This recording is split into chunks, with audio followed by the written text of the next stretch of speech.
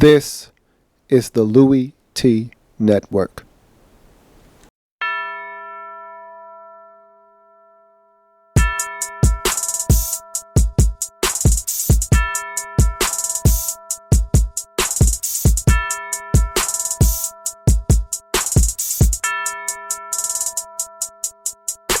See, first come the preseason, and I don't take a day off. And then my team was 6-10, and we ain't smell the playoffs. Yeah, I seen the Super Bowl, but I heard they just play balls. A lot of teams had injuries. Sam Bradford had to take off. Go hard in the offseason, but you don't know the half. Before you know, we gon' look up, and we ready for the draft. They dressed up in that suit top, and I don't know how to act. They waiting, so patient, so they can put on that hat. Who else could it be? But your man Luke. Okay, so when she asks you where you was at, you tell her you in the lab room. Who else could it be? But your man Luke. Okay, so when she asks where you was at, you can tell her you was in the lab room. Yeah.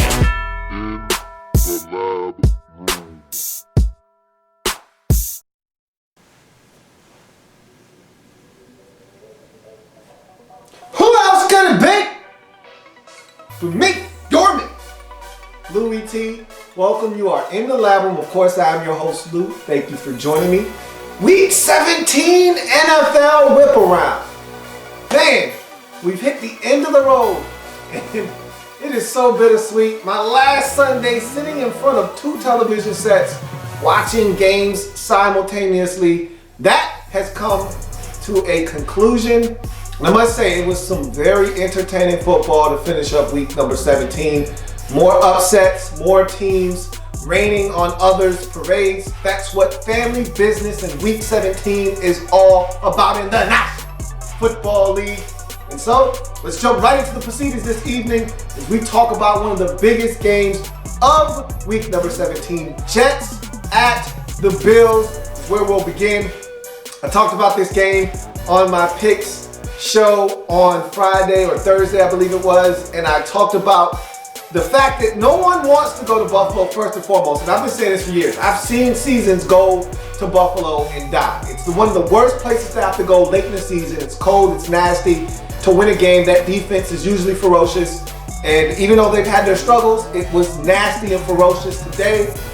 The Jets struggle with the Bills. That's now 5 straight losses to this Buffalo Bills football team. You knew Rex Ryan was going to have these guys up and ready to get this win because, again, he does not want to see this Jets team go to the postseason, and especially not with him being on the other opposite sidelines. There's just no way he was going to want to have that happen.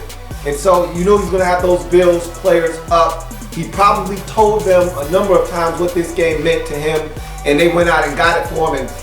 And I've said this all season long. And despite him having the season that he's had, and I want to give him credit, and I've been giving him credit all season long, Ryan Fitzpatrick is never going to the postseason. And I said that this season. I said it on my podcast. I actually said that any team with Ryan Fitzpatrick as its quarterback isn't allowed to go to the postseason. And Ryan Fitzpatrick threw 3 fourth-quarter interceptions. We can sit here and talk about the pass and the touchdown that wasn't, and how if Kimbrell Tompkins hauls that pass in, it's a touchdown and they win the game. That was a great play by the defender. Give that Bills a safety some credit for knocking that football loose. It's not like he just dropped the football and would have had a walk-in touchdown. That ball was jarred loose. It's a great play by the Bills defender. He never had a chance to pull it in and secure it. It's a great play, and that was the last-ditch effort for the Jets. Again, can't throw 3 interceptions in the fourth quarter. They had opportunities. They made mistakes in this game. The Bills made mistakes in this game. I thought that Gillespie fumble early in the third quarter really gave the Jets some life and gave them an opportunity to get back in this game when they were really struggling. So both teams struggled, but at the end of the day, the Bills made the plays in the fourth quarter when they had to be made. They win the football game 22-17.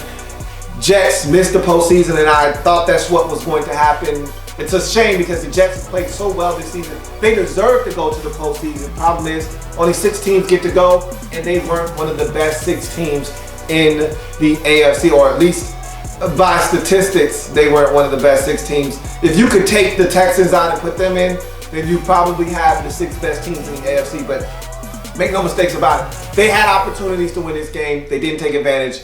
And so they missed out on the postseason due to the Jets losing 17-22. Big win for the Bills. They end their season on a high note. We talked about changes potentially happening in the offseason. Maybe, maybe not. This win may keep things intact in Buffalo. We'll see what the offseason holds for them as they finish up the season at 8-8. Jets missed the postseason at 10-6. It was a great opening campaign for their head coach Todd Bowles, but no postseason berth. They still have questions to me at the quarterback position. But again, Ryan Fitzpatrick played well throughout the entire season. And because of that, he'll get a chance to start next year for the Jets. Patriots, Dolphins. This was another shocker. No one really saw this one coming. I thought the Dolphins quit. And I apologize to the Dolphins for saying that they quit, because I thought they had quit this season. And I thought they had really pretty much packed it in. And they came out and they fought. They hit Tom Brady. They banged him up, knocked him temporarily out of the game. Sue came down on his knee and he had to get evaluated on the sidelines, did return to the game, but they got pressure on him as they usually do. This offensive line is banged up, and we've been ignoring the signs, the warning signs here with the Patriots and their struggles offensively. But it's time to start giving this thing some credence, and this bye week that they're getting, this has to be a huge bye week, and they need to get a lot of bodies back. And if they don't, and if they come back status quo, this could be a quick hook for the Patriots in the postseason, because they have not finished up this season strong at all. They have not been impressive even in their victories. They lost to the Jets. They lose here to the Dolphins. They've struggled in the last quarter of the season. And after starting the year, what were they, 11-0? They finish up the season 1-4. And this is a team not playing their best football right now. And the Patriots really need to turn it back up. They've struggled to protect Tom Brady. They've struggled to get anything and sustain anything offensively. They're not terrible defensively, but they're giving up plays defensively. They're struggling right now. The Dolphins were able to go in there. Tannehill, another solid day, and there's been reports about his availability in the offseason. We know about the next head coach coming in, and it's probably going to be someone from the outside, and that coach having the right to make a decision on Tannehill's availability or not, or wanting to keep him and work with him. It's a lot of things swirling around in Miami right now, but one thing's for sure, they know how to play the New England Patriots, and they get it done 20-10. Stop the Patriots from getting the #1 overall seed in the AFC playoffs, and also finish out their season on a high note, going 6-10 with the situation that was in Miami this year, getting rid of Joe Philbin, having Dan Campbell replace him as interim. Not a bad season for the Dolphins. And now let's see what they end up doing in the offseason for the Patriots. 12-4 finish. Still get a first round bye, but now the playoffs don't necessarily go through Foxborough in the AFC. We'll see what happens. That bye week is huge. I want to see what this team looks like coming off the bye, because right now going into the postseason, the Patriots are the walking wounded, and they limped into the postseason. They did not finish the race known as the regular season at a sprinter's pace. Saints, Falcons, NFC South family business. This one was all about pride. Saints finished the season off strong. Falcons were looking to do the same. Saints were able to go into Atlanta and sweep the Falcons this season, getting them 20-17. Heck of a way to finish up if you're the Saints. I left this team for dead about a month and a half ago when they lost to the Texans in one of the worst performances I'd seen from any team this season. But they have bounced back since, winning 3 straight to finish up the season, really playing some outstanding football. And Drew Brees, to me, spearheaded all of that. We thought he had torn his plantar fascia a week ago, or 2 weeks ago, against the Lions in that win on Monday Night Football, the loss on Monday Night Football to the Lions. He comes back, shreds the Jaguars. They win this game, and they finished winning 3 out of their final 4. And this is a team that played reinvigorated football to finish up the season, and to go 7-9 when all looked lost, when all the rumors and speculation was swirling. Breeze isn't going to be back. If he is, he's got to restructure his contract. Peyton is going to be gone. Where is he going to be? What's going to happen to this whole organization?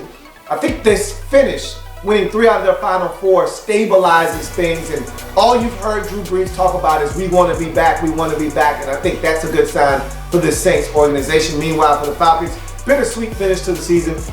You start the season 6-1, you lose 5 straight, then you win 2 in a row, have a chance to finish on a 3-game winning streak, don't get it done at home. And there are some questions about this Falcons team, but one thing is for certain, I think that they have the right man in place in Dan Quinn. This defense has been good all season. It's funny to even fix my lips to say this. They got a lot of work to do on the offensive side of the football. Mainly, they need to go out and get more talent on that side of the football. We'll see what happens for the Falcons as they go into the offseason at 8-8 to finish up the season with a loss 20-17 to the New Orleans Saints. Ravens, Bengals. This one was a lot closer than I think many of us thought it was going to be. A.J. McCarron hung in there. Wasn't a pretty game, but none of his starts have been all that spectacular. But in the end, the defense did their job and the offense did just enough. And the Ravens, give them some credit. I talked about bad teams being coached well. This is one of those situations where John Harbaugh refuses to let his team quit. And they went out and they fought for 4 quarters. It just wasn't enough as the Ravens fell to the Cincinnati Bengals 24-16. But they hung in. This was a close ball game. And the Ravens hung in until right around late 3rd, early 4th when Cincinnati pulled away, but the Ravens made one final charge. Actually had the football late with a chance, and Ryan Mallett was picked off to seal the deal and pretty much end the ball game. But with this win, Cincinnati gives themselves a chance. And later on in the day, we will find out that it was not meant to be, but they gave themselves a chance to potentially get a first-round bye in the AFC playoffs, which would have been a huge boost for them because another week off would be another week closer to getting Andy Dalton back healthy enough to play for this football team. We'll see what happens in terms of his availability for the postseason, but we'll talk about the seeding and who they'll have to play later on in the show. They get it done, go to 12-4, 24-16, do the Bengals. Meanwhile, the Ravens finish up 5-11, and what a campaign it was for John Harbaugh. He needs to be given credit because this was not a talented Raven football team. They had a number of injuries, too many to even speak of, and yet he had this team very competitive in just about every single game this season. Steelers, Browns. This was one of those games, really frustrated that Johnny Manziel wasn't able to play because had he been in this game, I think the Browns have a legitimate shot to win this game. This was not a good contest by the Steelers. In fact, they gave the Browns every single opportunity to win this football game, but Austin Davis simply was not good enough to get the job done. And the Steelers forced turnovers. Just as many as they gave away, they forced them. They were able to take advantage of them. Meanwhile, the Browns were not able to take advantage of all the turnovers and gifts that the Steelers were giving away. And so the Steelers went away with this one late, 28-12, in an ugly AFC North contest. But it was good enough with the win, coupled with the Jets loss. The Steelers get in, and I said all along I thought the Steelers would get in to the postseason, and they're a dangerous team, but they have to play much better than they did in this football game if they're going to beat anyone come playoff time. And with the win, they clinched the 6th seed in the AFC playoffs. They'll be traveling to Cincinnati to play the Bengals, a rematch of these two teams from 3 weeks ago when the Steelers were victorious over in Cincinnati, the same game that Andy Dalton got injured in. So those two teams will face off. They know each other well. We'll see how that all shakes out. For the Browns, tough finish to a tough season. 3-13, once again, another bad season for the Browns. More change coming. GM Ray Farmer, fired. Head coach Mike Pettin, fired. So more change coming for the Browns. There's a report out there circulating that Johnny Manziel was in the casino on Saturday. Who knows if that's true or not? At this point, it really doesn't even matter because there's so many things going on in Cleveland right now that, to me, that's a minor issue. The bigger issue here is you need a general manager and you need a head coach, and you need to fix some things fundamentally with this organization. And until you do, more seasons like this will be on the horizon. Browns finished 3-13, lose 28-12. Steelers going to the postseason. Big win for the Pittsburgh Steelers. Jaguars, Texans. This was a beatdown coming. We saw the Texans. They had gotten hot. And it really doesn't matter who's at quarterback for this team right now. It's seems like they've been cycling through quarterbacks, but good to see Brian Hoyer get back in the saddle after the concussion and be at the quarterback position and give them some stability there. He came in, had a solid contest. Alfred Blue, and that, to me, that's the bigger story. If they can get contributions from the running game, and they've seemed to have been getting that from Alfred Blue of late, they'll be fine come playoff time because this defense is playing at a very high level. Shut down a Jaguars offense that they may not stop you, but they can score themselves. Blake Bortles, 2 interceptions in this game. They weren't able to get into the end zone, and they lose this football game 30-6. Jags finish up at 5-11. Good to know that Gus Bradley will be back next year. Their owner, Rashid Khan, already made a statement saying that Gus Bradley will be back, which is music to my ears because I think he's building something. He needs more time, and I think next year is when the Jags start competing for something meaningful in that division. Meanwhile, the Texans, we talked about this division and how bad it was, much like we've done with the NFC East, but the winner of the division finishes with 9 wins, which is respectable. Texans turned it up late in the season, and I think that win against Cincinnati on Monday night, beating an undefeated Bengals team at the time, really spearheaded this turnaround for this team. They got it going defensively. They started scoring points, and they've been getting it done of late. They got it done 30-6 in this ball game. Go to 9-7, clinch the AFC South division. Congratulations to the Houston Texans. They will host the Kansas City Chiefs in Wild Card Weekend. We'll have more about that later on in the week as we start talking playoff football. Tennessee Titans, Indianapolis Colts, what turned out to be a meaningless game, but Colts didn't know that at the time. They went out with a playoff berth potentially on the line. A lot of things had to happen. This team had to win, that team had to win, that team had to win, that team had to win, and they had to win, and the Texans had to lose. Well, the Texans won, so that made all of that a moot point. But Colts with Josh Freeman at quarterback go out and get it done 30-24. They win the football game. Not really much to say about the Colts at this point. At 8-8, they didn't need to go to the postseason. I didn't want to see Andrew Luck try to rush back and try to help them win. Change needs to come there, and whether it's Chuck Pagano, and frankly, even if he goes, fine.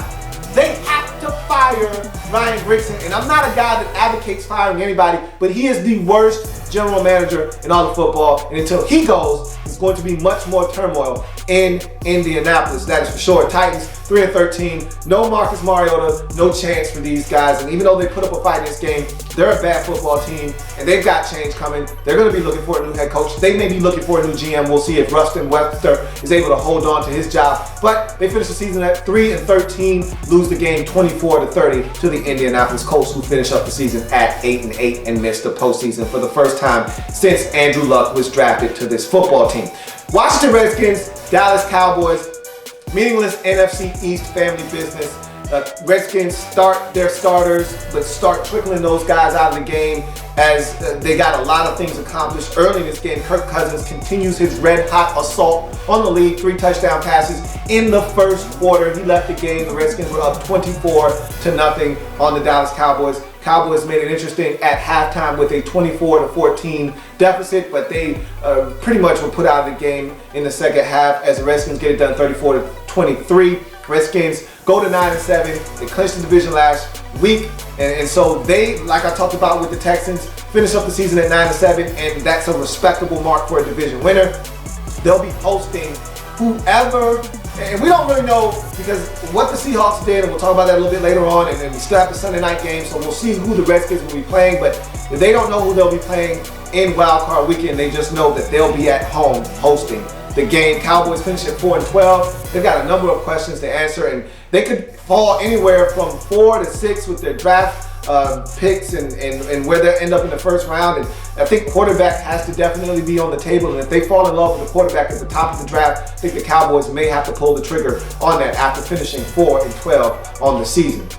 Eagles, Giants, another meaningless game in the NFC East. Both teams came into the game at 6-9. This could be the farewell game for Tom Coughlin. Eagles already dismissed their coach in Chip Kelly. Thought the Eagles were going to come out and be soft and really be lost in this game without Chip Kelly. It was actually the opposite. They came out, looked good. DeMarco Murray with an early touchdown. Sam Bradford was sharp in this game. They went out, scored 35 points, and beat the New York Giants in New York 35-30. Tom Coughlin goes out on a sour note, and I think this is his final game as Giants head coach as they finish up the season at 6-10. Eagles finish up the season at 7-9. I think both of these teams will be looking for new head coaches in the coming weeks, and we'll see what happens as we will stay tuned with that Giants situation because it is very fluid. Tom Coughlin after the game said, look, I haven't said anything about me stepping down to anybody. I don't know where you're getting these reports from, but where there's smoke, there's usually fire. Expect Coughlin to be gone here in the coming next few days. Lions, Bears. This was another game that didn't have anything on the line.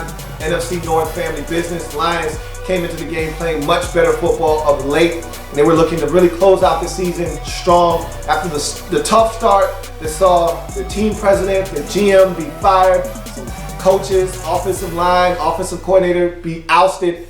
They finished up the season relatively strong. You heard Calvin Johnson after the game really advocate for their head coach Jim Caldwell to be back. They're looking to make some changes, of course, in the offseason. Got to find a new team president, got to find a new GM, got to find some new parts, maybe a new offensive coordinator. Maybe Jim Bob Cooter remains offensive coordinator. We'll see what happens in terms of all of those things. But they go to Chicago. Matthew Stafford, I thought he finished the season tremendously, and he got it done in this game. 3 more touchdowns, no interceptions. Calvin Johnson, over 100 yards. He started to turn it up towards the end of this season.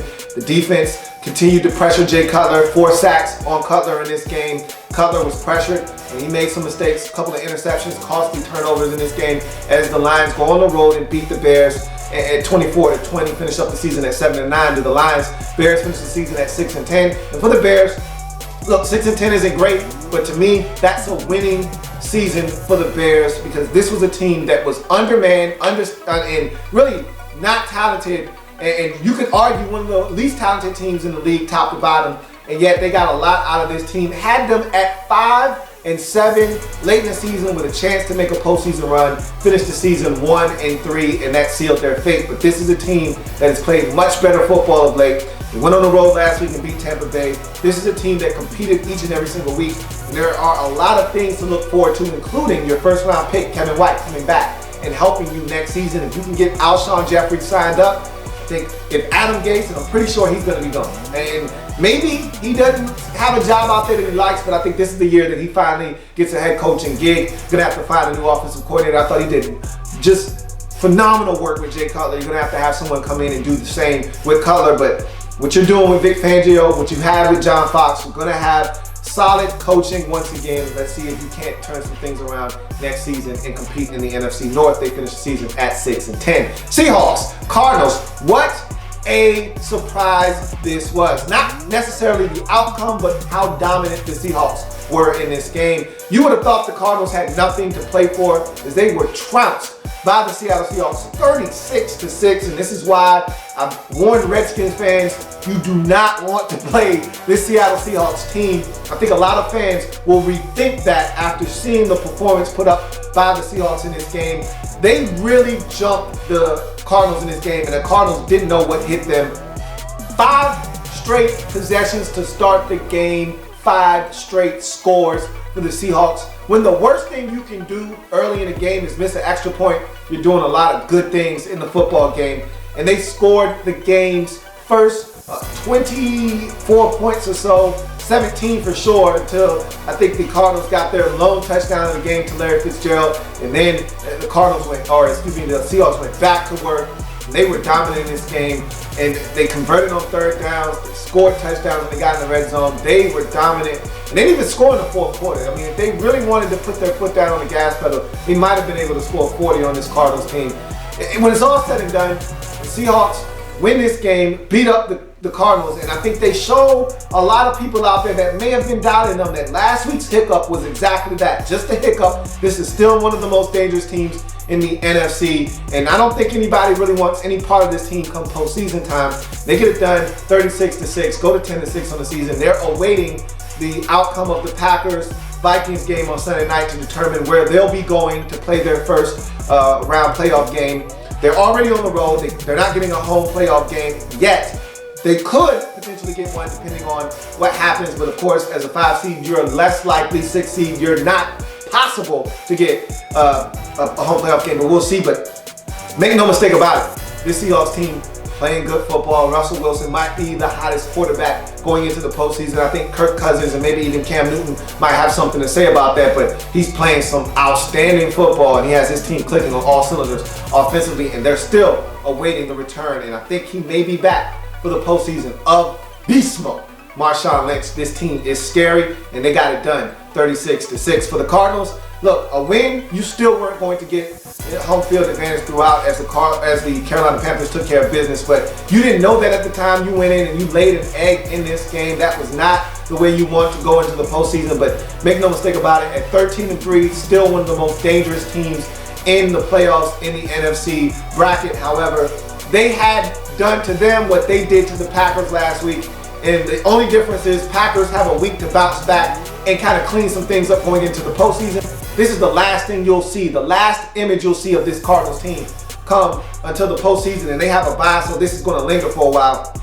Hopefully, in their mind, they were thinking, we need to win this game, but we don't, and they really weren't playing their best football. But there's no excuse to get beat like that at home when you're the caliber of team the Cardinals are. But either way, 13-3, finish up the season, first round bye, still the number 2 seed, still a dangerous team. We'll see what the Cardinals do as the playoffs approach.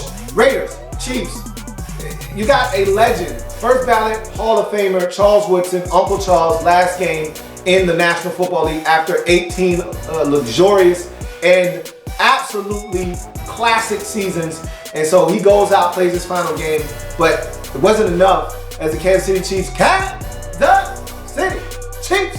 finished the season on a 10-game winning streak, finished the season at 11-5, and this is rare that a team with a 10-game winning streak to finish the season isn't a division champion. But that's the case here. If the Chiefs get it done 23-17, they continue to play the type of football that is going to make them a scary team come postseason time. But as seasons pass, they're on the road. They're going to have to go and win in wild card weekend. They're playing the Texans. They've beaten this Texans team. Matter of fact, that was a week 1 matchup where they went and they trounced the Texans. This is a different Texans team. They're playing much better defensively.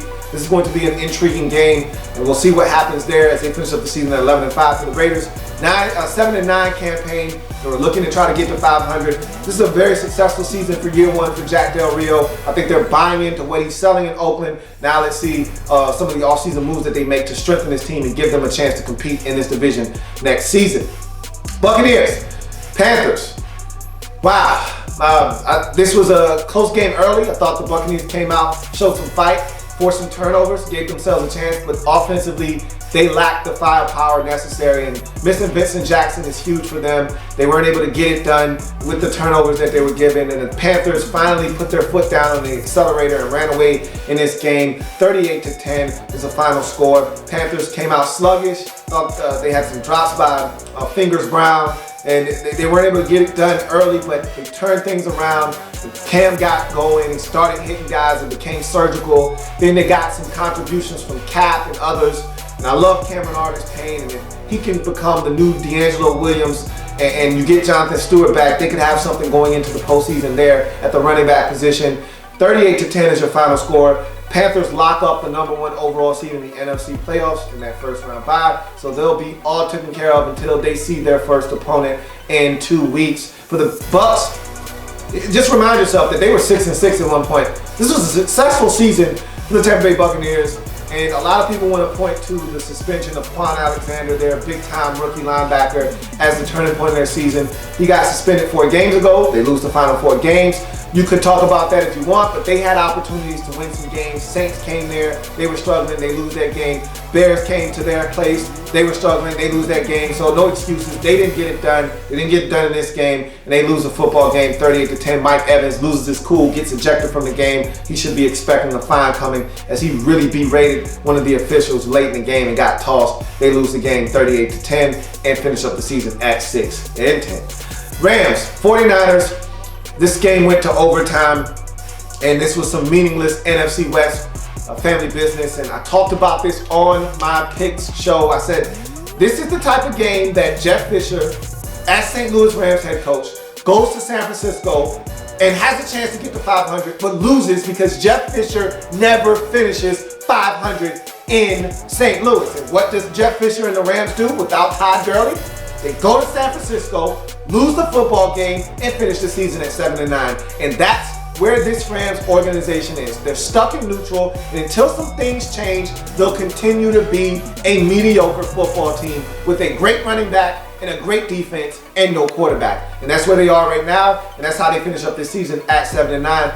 kudos to the 49ers for finishing up strong with a win. Even though they finish up at 5-11, I think change may still be coming. It looks like from all reports, Jim Tomsula is going to be out, which to me is just horrible news, but it's probably good news for the 49ers and their fan base because they don't like Tomsula. I don't think he's really head coach material, and I never did. But the fact that you just hired this man last year and Vic Fangio was sitting there and you could have maybe hired him and promoted him from within, or you could have went out and got a guy like Adam Gase or whomever. There were options out there, and for you to just settle in on Tomsula, and this is another one of those idiotic moves by Jed York. He wanted Jim Tomsula so bad, and now a year later, they're talking about firing him. Again, Jed York running this organization into the ground. We'll see what happens, but they get the win nonetheless. 19-16, finish the season up at 5-11. I think change is still coming in San Francisco nonetheless. Chargers Broncos, the biggest game outside of Jets Bills on the day. So many teams in the AFC had seeding riding on the line with this game, and there were so many things that could happen. The Broncos with the win and that Patriots loss that I talked about earlier could go all the way to the 1 seed. They could lose this game. Cincinnati could get a 1 seed. They could lose this game and Kansas City could win the division, and they could go all the way to the 5 seed. There were so many possibilities as to what could happen to seeding just based off of this game, and it went down to the wire. Chargers hung tough. They forced 5 Denver Bronco turnovers, 4 of them coming in the first half. Brock Osweiler committing 3 of them on his own, 2 interceptions, another fumble, 2 fumbles by the running backs, 1 by each running back, and they struggled in this game, get the Denver Broncos to secure the football. It was a rough go of it for them, and they inserted Peyton Manning early in the second half after Brock Osweiler committed another, or the Broncos committed another fumble. And so it was just rough on this Broncos team, but the defense did what they've done all season long. They ratcheted it up. At one point, it was 4 turnovers for the Denver Broncos, 4 forced turnovers by the Chargers, and only 3 points gained off of those turnovers by the Chargers. So that defense turned it up when they had to. Gave up a big play late to give the Chargers a lead in the fourth quarter, 20-17, but Peyton Manning did some really good things with setting up plays and, getting them out of bad plays into good plays. And there was one particular run with C.J. Anderson where he had the Chargers jumping off sides all game long with his cadence. There was one particular run where he actually calls the cadence and he gets the Chargers to declare that they're blitzing off the right side of the offense. And so he moves the play to the left. They run away from the blitz, and it's a run all the way. It was initially a touchdown, replay overturned it, put the ball at the 1. 2 plays later, they get in the end zone. And that was his effect on this game, was his smarts and things that he was able to do to come in and settle the game down for the Broncos. They get a huge stop late in the game. They made some really critical tackles, and they get it done 27-20 to the Denver Broncos. They locked down the number 1 seed in the AFC playoffs. Because of the win, the Chiefs locked themselves in as the number 5 seed. The Patriots are your number 2 seed. The Cincinnati Bengals are your 3 seed. Texans are your 4 seed. Chiefs your 5 seed. And the Pittsburgh Steelers finish up in the 6 seed in the AFC. So now we know all of the playoff scenarios for the AFC. You got your 1 and 2 seed off in Wild Card Weekend. 3 will play 6, which means Cincinnati will be hosting the Pittsburgh Steelers. That's family business for the 3rd time around. The big question, will Andy Dalton be able to play for the Cincinnati Bengals? And of course, 4 or 5, a rematch of Week 1 where the Chiefs handled the Texans easily. Now, it's a different Texans team with much more confidence, playing much better on the defensive side. We'll see what happens with that matchup. So that's your week number 17. Whiparound. The NFC still has some things to iron out, but their playoff picture pretty much set in a number of ways. You know Carolina's your number 1 seed. You know Arizona's your number 2 seed. You know the Redskins are your number 4 seed. Now the question is, who's 3? Who wins the NFC North? And we'll find that out tonight. Who's your 5 seed? It's either going to be Minnesota or it's going to be Seattle. And who's your 6 seed? And that's either going to be Minnesota. Or excuse me, your 5 seed is either going to be Green Bay or it's going to be Seattle. And your 6th seed is either going to be Seattle or Minnesota. So we'll see what happens with that game tonight, locking up your 2015-2016 NFL playoff situation. I'm Louie Tee. Thank you for joining me. If it happens in the National Football League, whether big or small, we covered all heat in the lab. Come back and join me as I continue to break down it. And everything. National Football League. See you later. Enjoy that NFC North showdown for the division. There's plenty more where that came from. While you're here, subscribe to the channel.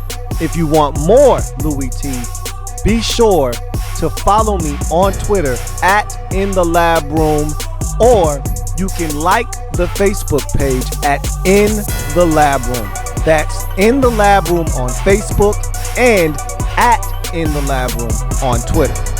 Don't forget, subscribe to the channel if you haven't already done so.